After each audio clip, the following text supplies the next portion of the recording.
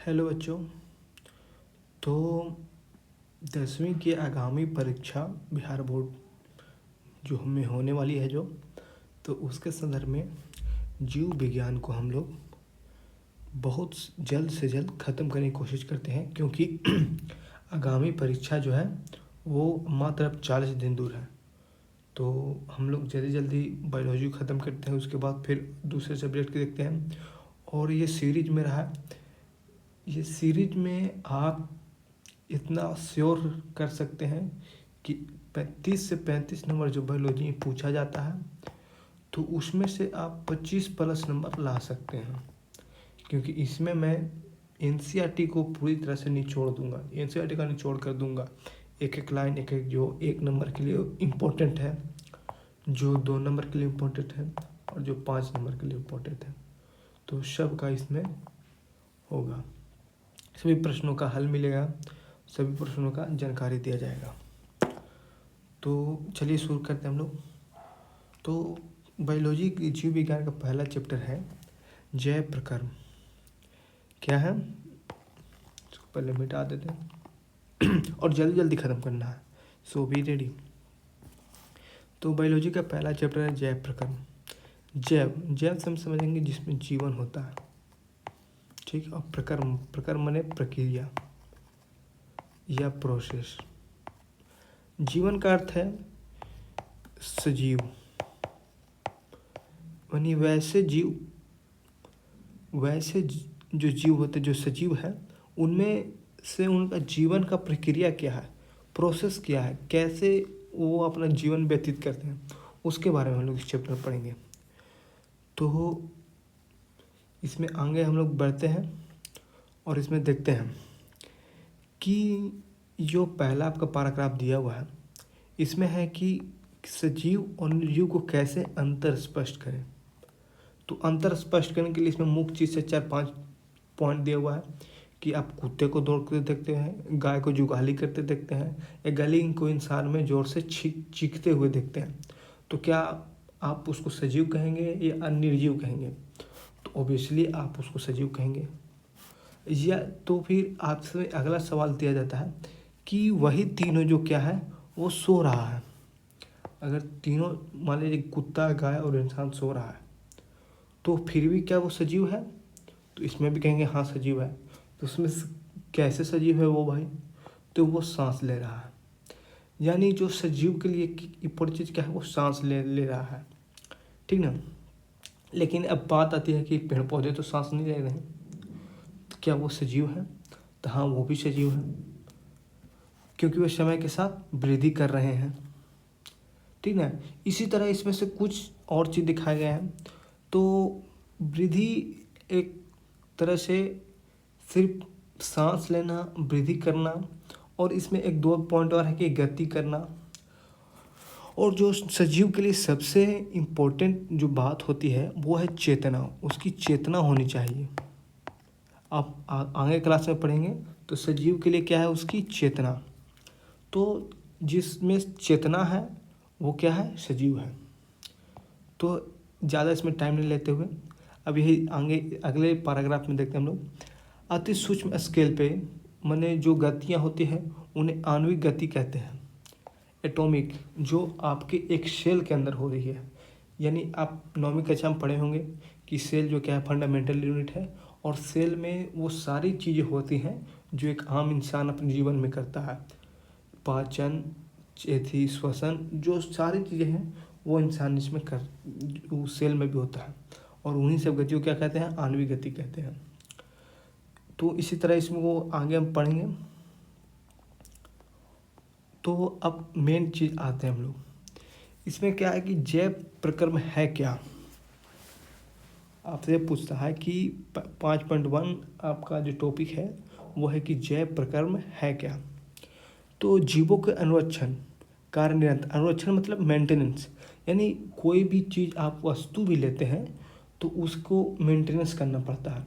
तो जैसे जीवन है, कोई जीव है, तो उसके लिए भी तो मेंटेनेंस चाहिए ना। उसको मेंटेनेंस करने का मतलब है कि वो जो काम कर रहा है या जो काम उसका है, उसको करने के लिए उसको ऊर्जा की ज़रूरत है। यानी हम लोग का मेंटेनेंस क्या है, हमारी ऊर्जा है। एक गाड़ी का मेंटेनेंस क्या है, सब कोई जानता है। एक ट्रेन का मेंटेनेंस क्या है, वो भी जानता है। हवाई जहाज़ का मेंटेनेंस है, वो भी जानता है। एक गाय को रखने में क्या मेंटेनेंस है, ये भी जानते हैं। इससे मेंटेनेंस तो आप लोग जानते ही होंगे, इसमें कोई दो राय नहीं है। अगर जिसमें ज़्यादा चीज़ आता है तो आप रोक के इसको पढ़ सकते हैं। तो इसमें मोटा मोटी बात यहाँ इस लाइन में है कि वे सभी प्रकर्म जो सम्मिलित रूप से अनुरक्षण का कार्य करते हैं, यानी वैसे काम जो अनुरक्षण का कार्य करते हैं उन्हें क्या करते हैं, जय प्रकर्म करते हैं। यानी जो काम मेंटेनेंस, आपके शरीर को मेंटेन करने के लिए जो काम किया जाता है उसी को क्या कहते हैं, जय प्रकर्म। और मेंटेनेंस किसी क्षेत्र में होता है। यदि आप कहीं चल रहे हैं तो आप गिर गए हैं या आपका शरीर का हड्डी उड्डी टूट गया है, तो उसको जुड़ाव के लिए, उसके घाव को भरने के लिए, तो उसके लिए भी क्या है, अनुरक्षण प्रकर्म की आवश्यकता होती है, यानी मेंटेन जरूरी होती है। तो वो सभी काम को कर जो चीज़ किया जा सकता है, जिस माध्यम से किया जा सकता है, तो उस प्रक्रिया को ही हम जय प्रकर्म कहते हैं। ठीक ना। तो आगे हम लोग देखते हैं, क्षति तथा टूटे फूट रोकने के लिए अनुरक्षण का प्रकर्म की आवश्यकता होती है। यह ऊर्जा एकल जीव में बाहर से आती है। एक चीज़ और यहाँ देखना कि जो प्रक्रिया जो होती है वो एकल जीव यानी सिंगल जीव, जैसे आप एक एकल जीव, मैं एक एकल जीव हूँ, और आप और हम अगर आप रहते हैं साथ में, तो जैसे आपके माता आपके पिता, वो क्या हो गया, युग्म हो गया। और अगर सेपरेट देखा जाए तो वो एकल हो गया। तो एकल जीव है, जो एक जीव है, उसको ऊर्जा स्रोत के लिए कहाँ से, शरीर के बाहर से लाना होता है। शरीर से बाहर कैसे आएगा, तो खाने के माध्यम से, श्वास के माध्यम से, पानी पीने के माध्यम से उसमें ऊर्जा आएगी। ठीक ना। तो इसमें अब कुछ आगे नहीं बढ़, ज़्यादा इसमें सोचते नहीं, आगे हम लोग बढ़ते हैं। तो इसका मेन जो बिंदु है वो यहाँ पे देखना है कि ऊर्जा के स्रोत को हम भोजन तथा शरीर के अंदर लेने की प्रक्रम को पोषण कहते हैं। यानी जो ऊर्जा के स्रोत है उसको हम लोग अंदर ले रहे हैं, और ऊर्जा के स्रोत को जब शरीर के अंदर लेते हैं, उसी प्रक्रम को, उसी प्रोसेस को क्या कहते हैं, पोषण कहते हैं। मैंने यहाँ पे हाईलाइट कर दिया है, आप देख सकते हैं। यदि जीव को शारीरिक वृद्धि होती है तो इसके लिए बाहर से अतिरिक्त, जैसे कोई जीव है, तो आप जैसे हम लोग देख रहे हैं, तो मान लिया जाए कि 10 आदमी को खड़ा किया जाए, तो कोई आदमी ज़्यादा खाना खाता है, कोई आदमी कम खाना खाता है, कोई आदमी ज़्यादा दौड़ सकता है, कोई आदमी कम दौड़ सकता है। यानी सबका मेंटेनेंस अलग है। कोई आदमी मोटा है, कोई आदमी पतला है, समझ रहे हैं ना इस बात को। तो सबका मेंटेनेंस अलग अलग है। तो जो अगर जिसमें मेंटेनेंस ज़्यादा है, जिसको अनुरक्षण ज़्यादा चाहिए, वो अपना जो अतिरिक्त सामान है बाहर से, उसको ज़्यादा पड़ेगा, आवश्यकता ज़्यादा पड़ेगी। और जो अतिरिक्त कच्ची सामग्री, जो बाहर से अतिरिक्त कच्ची सामग्री की आवश्यकता होगी, वो पृथ्वी पर कार्बन के आधारित अणुओं में है। कार्बन आधारित अणु, जैसे आप यहाँ देख, कार्बन आधारित अणु माने जैसे आप कोई चीज़ खा रहे हैं तो ग्लूकोज ले रहे हैं, तो C6H12O6, तो कार्बन आधारित यानी जिसमें कार्बन हो, यानी हम लोग जितना भी जो अधिकतम, जो अधिकांश, देखिए यहाँ पर लिखा हुआ, अधिकांश जो खाद्य पदार्थ है वो कार्बन पर आधारित है। कुछ ही जो प्रोटीन है या वगैरह वगैरह जो भी है, कुछ ही हैं जो कार्बन से आधारित नहीं है, बाकी अधिकतम जो है वो कार्बन से आधारित है। कार्बन स्रोत की जटिलता के अनुसार विभिन्न प्रकार से पोषण प्रयुक्त करते हैं। ठीक है, ये मैंने क्वेश्चन 3 लिखा है, क्योंकि इसमें जो इंटेक्स दिया हुआ है, इंटेक्स क्वेश्चन, जो सब्जेक्ट के बाद जैसे आपका टॉपिक खत्म होता है उसके बाद क्वेश्चन देता है, तो उस क्वेश्चन को का आंसर है ये। तो इसी तरह मैंने बीच बीच में वहाँ पे कर दिया हूँ, तो आप समझ सकते हैं। अब आगे देखते हैं, पर्यावरण में किसी जीव का नियंत्रण नहीं है। ये आप भी जानते हैं और हम भी जानते हैं कि किसी जीव का पर्यावरण पर नियंत्रण नहीं है। ऊर्जा के बाहरी स्रोत विभिन्न प्रकार के हो सकते हैं। विघटन या निर्माण, यानी कोई ऊर्जा को बाहर छोड़ रहा है, कोई ऊर्जा बाहर से निर्माण कर रहा है, ठीक ना। तो ऊर्जा का एक समान स्रोत में परिवर्तन हो जाने चाहिए। यानी आप जो चीज़ ले रहे हैं, मान लिया जाए, आप ऐसे एग्जाम्पल समझें, आज आप आलू खाएं, ठीक, आज आप चावल खाएंगे, आप गेहूँ खाएंगे, तो ये तीनों चीज़ खाएं, उससे क्या आपको मिल रहा है? कार्बोहाइड्रेट। यानी जो 3 वस्तुएं आप खाएं, उससे क्या आपको एक ही चीज़ मिला? वही लाइन यहाँ पे लिखा हुआ है कि आप बाहर जितने भी चीज़ खा रहे हो, जिसका उपयोग कर रहे हो, उससे आपको एक समान स्रोत में परिवर्तन हो जाना चाहिए, ठीक ना। यही चीज़ यहाँ पे लिखा हुआ है। जीव शरीर में अनुरक्षण एवं वृद्धि के लिए आवश्यक अणुओं का निर्माण उपयोग करते हैं, और ये अणुओं का निर्माण करने के लिए एक रासायनिक क्रिया होती है। जो रासायनिक क्रिया जो होती है, उसी क्रिया की श्रृंखला की रासायनिक क्रिया की एक श्रृंखला की आवश्यकता है। उसी को अपचयन और उपचयन अभिक्रिया कहते हैं।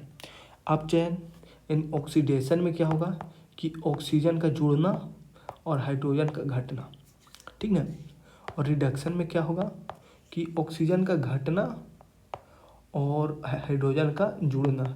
इसको आप लोग केमिस्ट्री के चैप्टर में पढ़ सकते हैं, तो अभी उस पर ज़्यादा फोकस नहीं करते। अब आगे हम लोग पढ़ते हैं।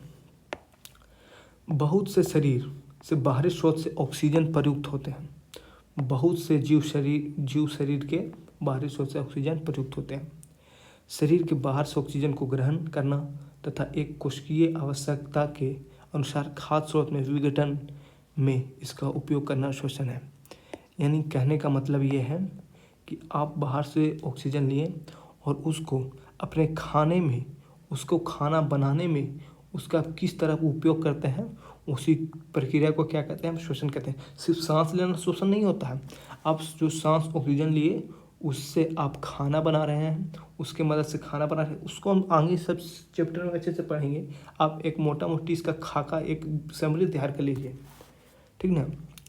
तो उस जो खाना बनाने के जो उपयोग है, उसी को क्या कहेंगे लोग? श्वसन कहेंगे। अब आगे देखते हैं।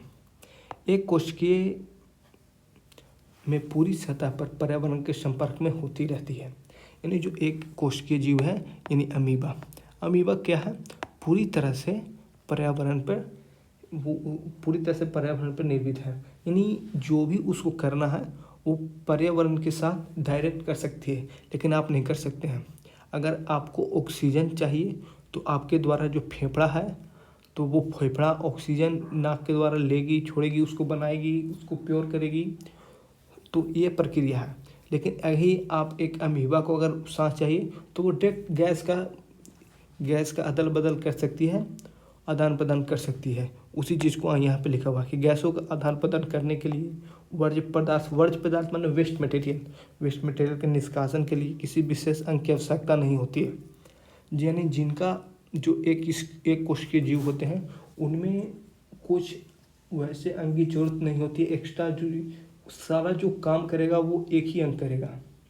खाना बनाना हो, खाना खाना हो, खाना निकालना हो, वो सारा क्या करके कौन करेगा? तो वही कोशिका करेगा, जैसा अमीबा में होता है। इसका एग्जाम्पल आप लिख दीजिए, अमीबा।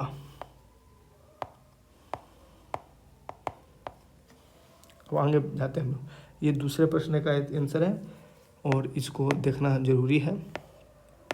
Sorry for that. बहुकोशिकीय जीवों में सभी कोशिकाओं के आसपास पर्यावरण के सीधे संपर्क में रहती है, अतः साधारण विसरण से आवश्यकता पूरी कर सकती है। यदि बहुकोशिकीय जीव में जो यदि कोशिकाओं की में आपूर्ति कैसे हो सकती है हवा का, वो हम लोग देख सकते हैं। तो जो बहुकोशिकीय जीव होते हैं वो क्या करते हैं कि उनमें अनेक प्रकार के अंग होते हैं, ठीक ना। वो अंग अपना एक पार्टिकुलर फंक्शन करते हैं। जैसे फेफड़े का काम है सांस लेना, पेट का काम है खाना पचाना, जो हार्ट का काम है उस सर्कुलेट वहन करना। तो वो जितने भी काम हैं वो सब ऐसी एक अंग के माध्यम से स्पेशलाइज, जैसे कैसे होता है सरकार में कि एक मंत्री 10 मंत्री बैठे हुए 10 मंत्री पूरे देश को चला रहे हैं, उसी तरह कि शरीर में भी जो मेन तो आपका शरीर है, लेकिन उसमें अंग विभाग बने हुए हैं जो उनका काम करना है, ठीक ना। और जो गैस की आदान प्रदान होगा वो सिर्फ विसरण से नहीं हो पाएगा।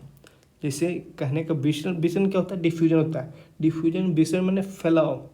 अगर आप सांस लेते हैं तो अगर आप नाक से सांस ले रहे हैं तो ये क्या एक पॉसिबल है कि नाक से जो आप सांस लिए वो पैर के अंगूठी तक चला जाएगा? वो नहीं, बिल्कुल नहीं। इसके लिए एक प्रॉपर वहन तंत्र होना चाहिए, एक सर्कुलेटरी सिस्टम होना चाहिए कि जो आपके नाक से लिए गए सांस को एक जगह से दूसरे जगह तक एथी क्या करें, एथी वहन कर सके, उसको फैला सके। वही चीज़ आगे यहाँ पे लिखा हुआ है कि विभिन्न अंग विशिष्टकृत होते हैं, विशिष्टकृत हो जाते हैं। यानी जो बहुकोश के जीव हैं उनमें भिन्न भिन्न अंग जो है स्पेशल काम करते हैं। उसका स्पेशल काम है, जो खाना पहुंचाने का काम अलग है, सांस हवा पहुंचाने को अलग काम अलग है, खाना पहुंचाना अलग है, उस तरह सारा काम अलग अलग है।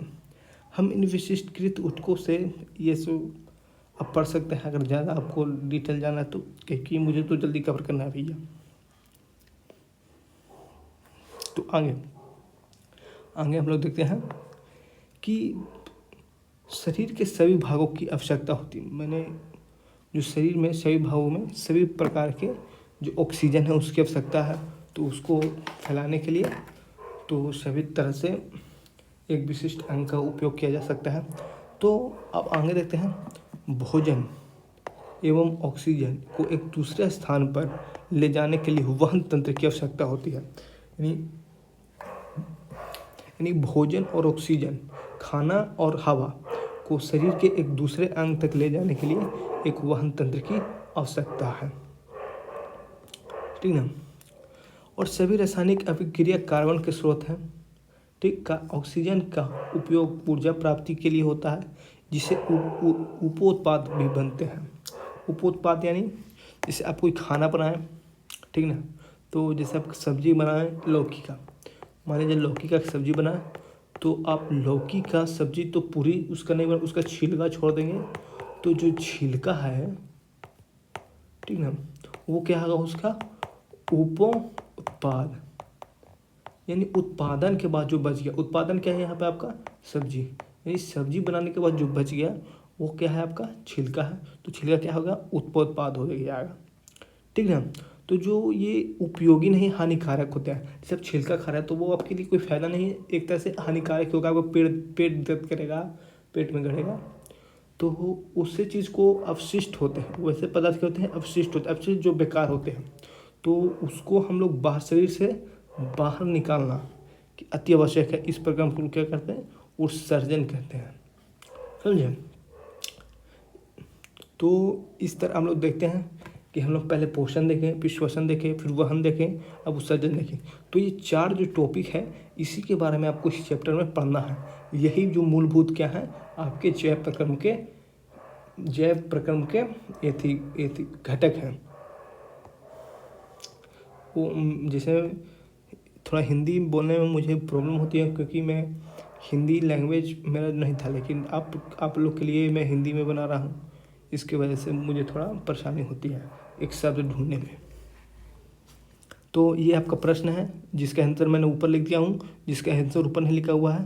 तो आप प्रश्न देख सकते हैं कि जैसे पहला प्रश्न है कि हमारे जैसे वह बहुकोशिकीय जीवों में ऑक्सीजन की आवश्यकता पूरी करने में विसरण क्यों अपर्याप्त है, यानी विसरण यानी फैलाव क्यों अपर्याप्त है पूरी तरह से, उसका आंसर मैंने ऊपर लिख दिया हूँ, ऊपर अंडरलाइन कर दिया हूँ, आप वहाँ से देख सकते हैं, ठीक ना। तो आप ये 4 प्रश्न हैं उनको बनाइए, और मेरे अगले वीडियो में मैं आपको पोषण बताऊंगा और उसके बारे में हम लोग जानते हैं। धन्यवाद। वीडियो पसंद आया तो इसे लाइक करें और चैनल को सब्सक्राइब करें, क्योंकि अब इस पर कंटिन्यू वीडियो आते रहेगी जब तक आपका एग्ज़ाम ना हो जाए। तो सब्सक्राइब भी कर दें, और अगर आपको लगता है कि आपके लिए उपयोगी है तो अपने दोस्तों को शेयर भी कर दें। तो मिलते हैं अगले वीडियो में जल्द ही। धन्यवाद।